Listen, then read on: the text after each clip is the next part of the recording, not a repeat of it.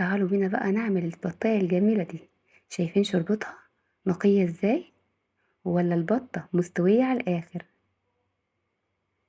شايفين النساير بتاعتها دايبة ازاي؟ دايبة.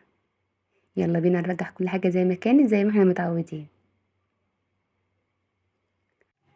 هنجيب بقى البطاية بتاعتنا اللي احنا نقعينها في محلول النقع بتاعنا لمدة ساعة، ليمون ودقيق وملح ومية لمدة ساعة.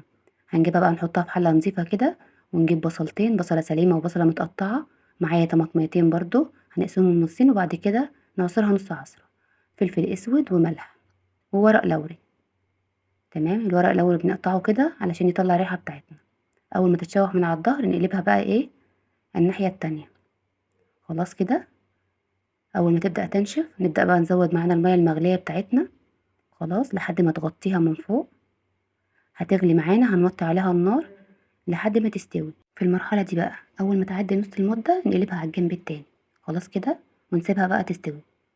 في اخر حاجة كده بقى بنحط شوية فلفل اسود كده، حصى يعني، تمام، يكون حب. اول ما تستوي بنعرفها ازاي؟ شايفين الجناح ده بيبدأ يفتح كده، هنحمرها بقى من بدون اي اضافات. معايا بقى كيس مبروم كده او الكسكسي اللي احنا عاملينه، حاطينه في الفريزر، بنسيبه يفك كده وبعد كده بنسيبه على النار، بنحط له كبشتين شوربه من بتاعه البطه ديت، وبعد كده بقى بنهدي عليه النار خالص ونغطي عليه، وكل مدى كده نبدأ نقلبه علشان ما يعملش معانا أرضية وتحمر معانا وتنشف. تمام، ساعة التقديم بقى بنحط عليه معلقتين سمنة بلدي، وبعد كده خلاص بألف هنا بنقدمه وعليه البطاية الحلوة الجميلة دي. وكده خلاص خلصنا. أنا أسماء الحمامسي، لايك وشير، مع السلامة.